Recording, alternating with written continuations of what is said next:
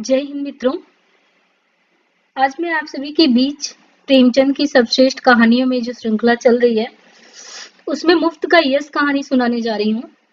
मुफ्त का यश कहानी की शुरुआत कुछ इस प्रकार होती है कि उन दिनों संयोग से हाकिम जिला एक रसिक सज्जन थे। मतलब बताया जा रहा है कि उन दिनों संयोग से हाकिम जिला एक रसिक सज्जन थे।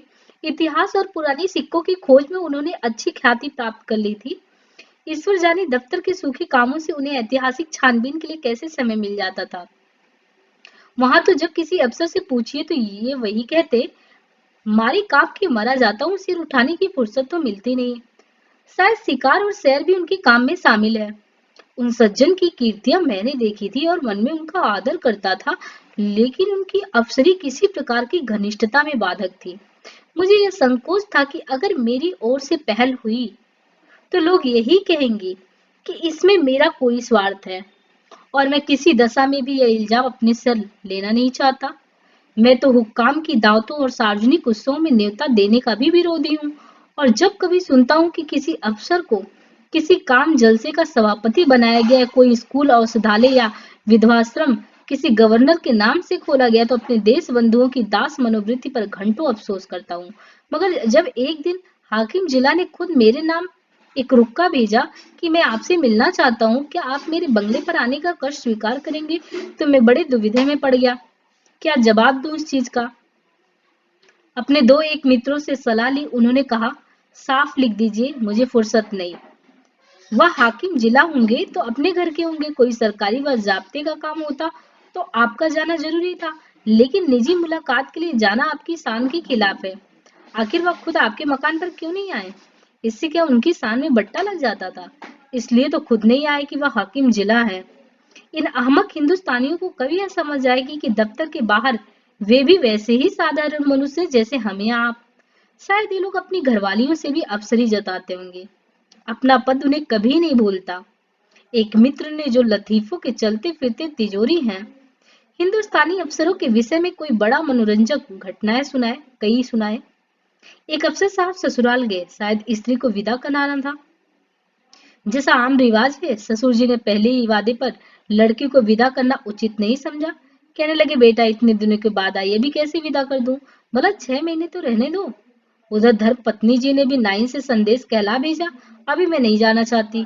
आखिर माता पिता से भी तो मेरा कोई नाता है, कुछ तुम्हारे हाथ बिक थोड़ी की हूँ। दामाद साहब अफसर थे, जामे से बाहर हो गए।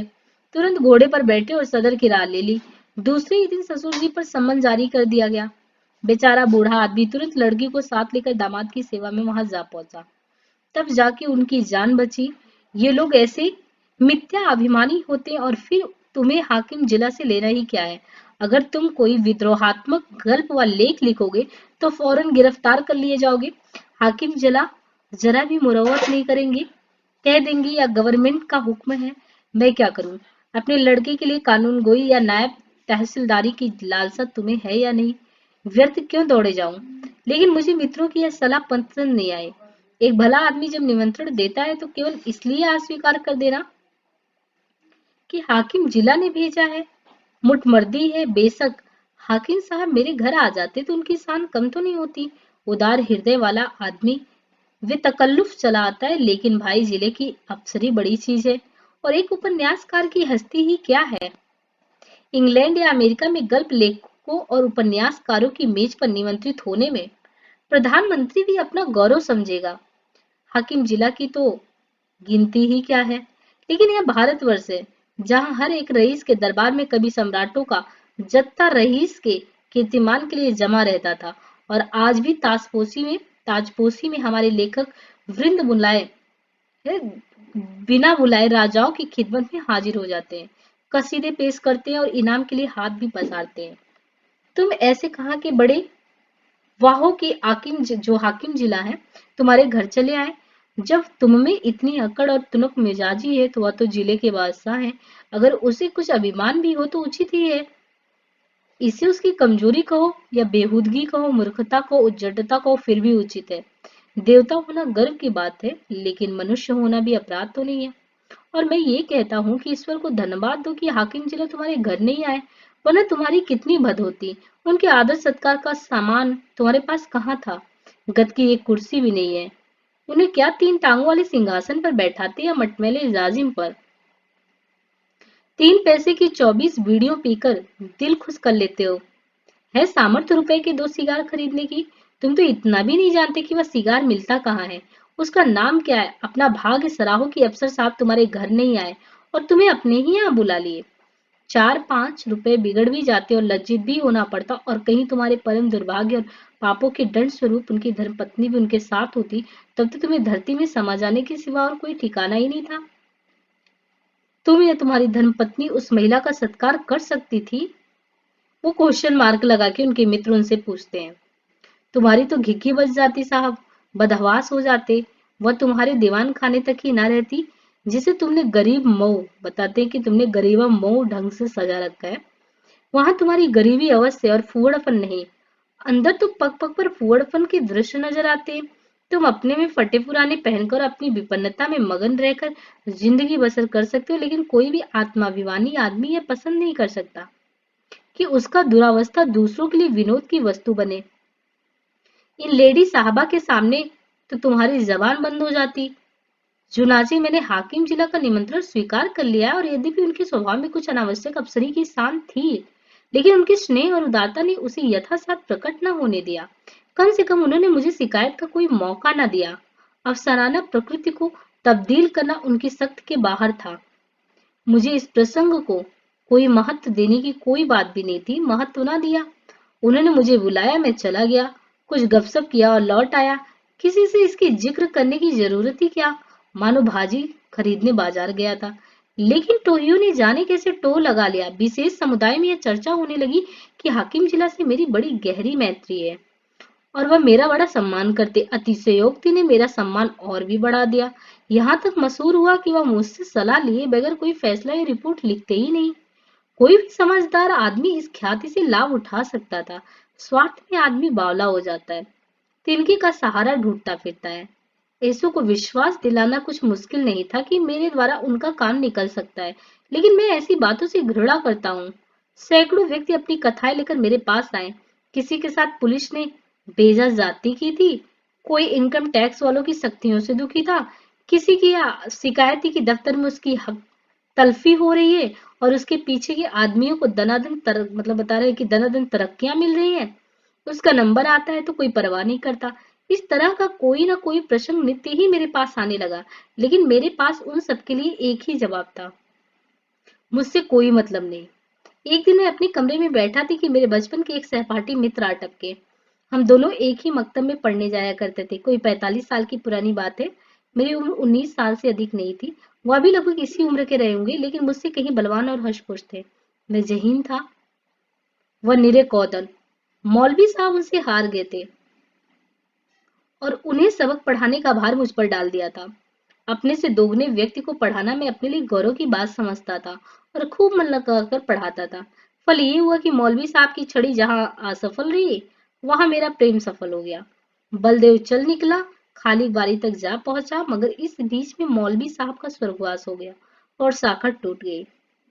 उनके छात्र भी इधर उधर हो गए। तब से बलदेव को केवल मैंने 2-3 बार रास्ते में देखा। मैं अब भी बताते कि मैं अब भी वही सिंकिया पहलवान हूँ और वह भी वही भीम का है।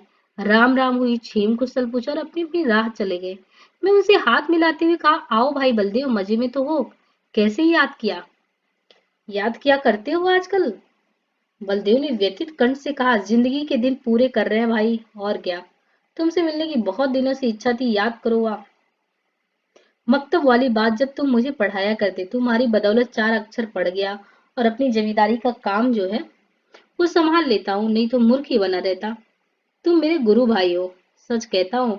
मुझ जैसे गधे को पढ़ाना तुम्हारा ही काम था। ना जाने क्या बात थी कि मौलवी साहब से सबक पढ़कर अपनी जगह पर आया नहीं कि बिल्कुल साफ। तुम जो पढ़ाते थे वह बिना याद किए ही याद हो जाता था। तुम तब भी बड़े ज़हीन थे। यह कहकर उन्होंने मुझे सगर्व नेत्रों से देखा। मैं बचपन के साथियों को देखकर फूल उठता हूँ। सजल नेत्र होकर बोला, मैं तो जब तुम्हें देखता हूँ तो यही जी में आता है कि दौड़कर तुमसे गले लिपट जाओ। 45 वर्ष का युग मानो बिल्कुल गायब हो जाता है। वो मकतब आंखों के सामने फिरने लगता है और बचपन सारी मनोहरताओं के साथ ताजा हो उठता है। बलदेव ने भी द्रवित कर्ण से उत्तर दिया, मैंने तो भाई तुम्हें सदैव अपना इष्ट देव समझा है। जब तुम्हें देखता हूँ तो छाती गजबर की हो जाती है कि वो मेरा बचपन का संगी जा रहा है, जो समय आप पढ़ने पर कभी दगा ना देगा। तुम्हारी बड़ाई सुन सुनकर मन ही मन प्रसन्न हो जाता हूँ। लेकिन यह बताओ, क्या तुम्हें खाना नहीं मिलता? कुछ खाते पीते क्यों नहीं, सूखते क्यों जाते हो? घी नहीं मिलता? दो चार कनस्तर भिजवा दूं क्या? अब तुम भी बूढ़े हुए, खूब डट कर खाया करो। अब तो देह में जो कुछ और तेज है और बल है, वह केवल भोजन के अधीन है। मैं तो अब भी शेर भर दूध और पाव भर घी उड़ाए जाता हूँ। इधर थोड़ा मक्खन भी खाने लगा हूँ। जिंदगी भर बाल बच्चों के लिए मर मिटा। अब कोई ये नहीं पूछता कि तुम्हारी तबीयत कैसी है। अगर आज कंधा डाल दूं तो कोई एक लोटे पानी को नहीं पूछे, इसलिए खूब खाता हूँ और सबसे ज्यादा काम करता हूँ। घर पर अपना रोब बना हुआ है, वही जो तुम्हारा जेठा लड़का है, उस पर पुलिस ने एक झूठा मुकदमा चला दिया है। जवानी की मद में किसी को कुछ नहीं समझता। है भी अच्छा खासा पहलवान। दरोगा जी से एक बार कहा सुनी हो गई थी, तब से घात में लगे हुए थे। इधर गांव में एक डाका पड़ गया, दरोगा जी ने तहकीकात में उसे भी फांस लिया। आज एक सप्ताह से हिरासत में है। मुकदमा मोहम्मद खलील डिप्टी के इजलास में है और मोहम्मद खलील और दरोगा जी दांत कटी रोटी हैं। अवश्य सजा हो जाएगी। अब तुम ही बचाओ तो उसकी जान बच सकती है और कोई उम्मीद तो नहीं। सजा तो जो होगी सो होगी, इज्जत भी खाक में मिल जाएगी। तुम जाकर हकीम जिला से इतना कह दो कि मुकदमा झूठा है। आप खुद चलकर तहकीकात कर लें। बस देखो भाई, बचपन के साथी हो ना, नहीं मत करना। जानता हूं तुम इन मामलों में नहीं पढ़ते और तुम्हारे जैसे आदमी को पढ़ना भी नहीं चाहिए। तुम प्रजा की लड़ाई लड़ने वाले जीव हो। तुम्हें सरकार के आदमियों से मेल जोल बढ़ाना उचित नहीं, नहीं तो जनता की नजरों से गिर जाओगे। लेकिन यह घर का मामला है, इतना समझ लो कि मामला बिल्कुल झूठ ना होता तो मैं कभी तुम्हारे पास नहीं आता। लड़की की माँ रो रो कर जान दिए डालती है। बहू ने दाना पानी तक छोड़ दिया। 7 दिन से घर में चूल्हा नहीं जला। मैं तो थोड़ा सा दूध पी लेता हूँ, लेकिन दोनों सास बहू तो निराहार पड़ी हुई हैं। अगर बच्चे को सजा हो गई तो दोनों मर जाएंगी। मैंने यही कहकर उन्हें ढांढस दिया है कि जब तक हमारा छोटा भाई सलामत है, कोई हमारा बाल बाका नहीं कर सकता। तुम्हारी भाभी ने तुम्हारी एक पुस्तक पढ़ी है, वह तो तुम्हें देवतुल्य समझती है और जब कोई बात होती है तुम्हारी नजीर देकर मुझे लज्जित करती है। मैं भी साफ ही कह देता हूँ, मैं उस छोकरे की सी बुद्धि कहाँ से लेके आऊं? तुम्हें उसकी नजरों से गिराने के लिए तुम्हें छोकरा मरियल सभी कुछ कहता हूँ, पर तुम्हारे सामने मेरा रंग नहीं जमता। मैं बड़े संकट में पड़ गया हूँ। मेरी ओर से जितनी आपत्तियां हो सकती थी उन सबका जवाब बलदेव सिंह ने पहले से ही दे दिया था। इनको फिर दोहराना व्यर्थ था। इसके सिवा कोई जवाब तो सूझा नहीं। मैं आकर साहब से कहूंगा। हाँ, इतना मैंने अपनी तरफ से और बढ़ा दिया कि मुझे आशा नहीं कि मेरे कहने के विशेष ख्याल किए जाएंगे, क्योंकि सरकारी मामलों में हुक्काम हमेशा अपने माताहतों का पक्ष लिया करते हैं। बलदेव सिंह ने प्रश्न होकर कहा, इसकी चिंता नहीं, तकदीर में जो लिखा है वह तो होगा ही। बस तुम जाकर कह भर देना। अच्छी बात है। तो कल जाओगे? हाँ, अवश्य जाऊंगा। ये जरूर कहना कि आप चलकर तहकीकात कर ले। हाँ, ये जरूर कह दूंगा। और ये भी कह देना कि बलदेव सिंह मेरा भाई है। झूठ बोलने के लिए मुझे मजबूर ना करो। तो मेरे भाई ना हो? मैंने तो हमेशा तुम्हें अपना भाई ही समझा। अच्छा, ये भी कह दूंगा। बलदेव सिंह को विदा करके मैंने अपने खेल समाप्त किया और आराम से भोजन करके लेटा। मैंने उससे गला छुड़ाने के लिए झूठा वादा कर दिया। मेरा इरादा हाकिम जिला से कुछ कहने का नहीं था। मैंने पेशबंदी के तौर पे पहले ही जता दिया था कि हुक्काम आमतौर पर पुलिस के मामलों में दखल नहीं देते। इसलिए सजा हो भी गई तो मुझे यह कहने की काफी गुंजाइश थी कि साहब ने मेरी बात स्वीकार नहीं की। कई दिन गुजर गए थे, मैं इस वाक्य को बिल्कुल भूल गया था। सहसा एक दिन बलदेव सिंह अपने पहलवान बेटे के साथ मेरे कमरे में दाखिल हुआ। बेटे ने मेरे चरणों पर सिर रख दिया और अदब से किनारे खड़ा हो गया। बलदेव सिंह बोले, बिल्कुल बरी हो गया भैया। साहब ने दरोगा को बुलाकर खूब डांटा कि तुम भले आदमियों को सताते और बदनाम करते हो। अगर फिर ऐसा झूठा मुकदमा लाए तो बर्खास्त कर दिए जाओगे। दरोगा जी बहुत झेपे। मैंने उन्हें झुककर सलाम किया। बचा पर घड़ों पानी पड़ गया। यह तुम्हारी सिमारिश का चमत्कार है भाईजान। अगर तुमने मदद नहीं की होती उस दिन, तुम तबाह हो गए होते। यह समझ लो कि तुमने 4 प्राणियों की जान बचा ली। मैं तुम्हारे पास बहुत डरते डरते आया था। लोगों ने कहा था, उनके पास नाहक जाते हो। वह बड़ा बेमुरौवत आदमी है। उसकी जात से किसी का उपकार नहीं हो सकता। आदमी वह है जो दूसरों का हित करे। क्या वो आदमी है जो किसी को कुछ सुनता ही नहीं? लेकिन भाईजान, मैंने किसी की बात नहीं मानी। मेरे दिल में मेरा राम बैठ कर कह रहा था, तुम चाहे कितने रूखे और बेलाग हो, लेकिन मुझ पर अवश्य दया करोगे। यह कहकर बलदेव सिंह ने अपने बेटे को इशारा किया। वह बाहर गया और एक बड़ा सा गट्ठर उठा लाया, जिसमें भांति भांति की देहाती सौगातें भरी हुई थी। हालांकि मैं बराबर कहे जाता था, तुम ये चीजें नाहक लाए हो, इनकी क्या जरूरत है, कितने गवार हो। आखिर तो ठहरे देहाती, मैंने कुछ नहीं कहा, मैं तो साहब के पास गया भी नहीं। लेकिन कौन सुनता है, खोया, दही, मटर की फलियां, अमावट, ताजा गुड़ और जाने क्या क्या लेके आया। मैंने कहने को तो एक तरह से कह दिया, मैं साहब के पास गया ही नहीं। जो कुछ हुआ खुद हुआ, मेरा कोई एहसान नहीं है। लेकिन उसका मतलब यह निकाला गया कि मैं केवल नम्रता से और सौगातों का लौटा देने आया हूँ, उसी का बहाना ढूंढ रहा हूँ।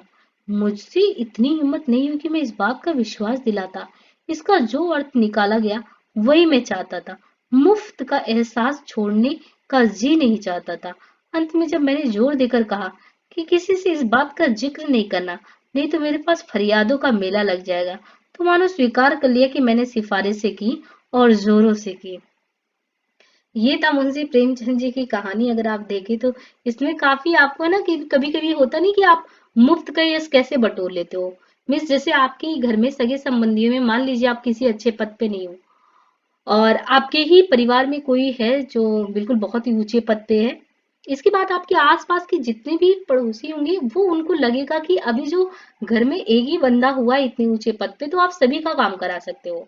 और आप बिल्कुल अगर छोटे हो तो ठाट पाट से घूमते हो, ऐसा लगता है कि बिल्कुल नेता बन के आप घूम रहे हो, या आप अपनी कदकाठी को बहुत बड़ा मान के चलते हो, क्योंकि लोग आपको एहसास दिलाते हैं। और मुफ्त में ये चीजें जो आपको कल तक पूछ नहीं रहे थे वो आज आपसे पूछेंगे। क्यों? क्योंकि स्वार्थ लिप्सा की प्रवृत्ति सब में होती है। उनको लगेगा कि आप अपने बड़े भैया से कहेंगे तो ये काम हो जाएगा, उनका वो काम हो जाएगा, उनका वो काम। और ऐसे में अगर बाय द वे नहीं भी हुआ और वो आप देखिए कि संयोग बस हो गया, मान लीजिए यहाँ पे आपने देखा जो इनके मित्र मित्र थे, उन्होंने कभी नहीं हाकिम जिला से जाके बोला कि उनको छोड़ दीजिए, या उनके साथ गलत आरोप लग गए उनको छोड़ देना चाहिए, ऐसा कुछ नहीं कहा।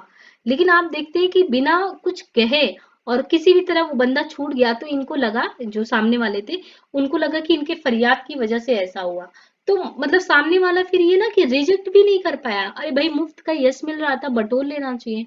तो कहानी में ये मुफ्त का यश कहानी था। अब आपको जो इसमें अपना निकालना हो कि क्या हो सकता है मुफ्त की यश का कहानी, ये सब कहानियां जो है 16 कहानियों में भी आप देखेंगे कि कुछ कहानियों का अगर देखें तो सारी कहानियां उसी कलेवर में उतनी महत्ता नहीं रखती हैं।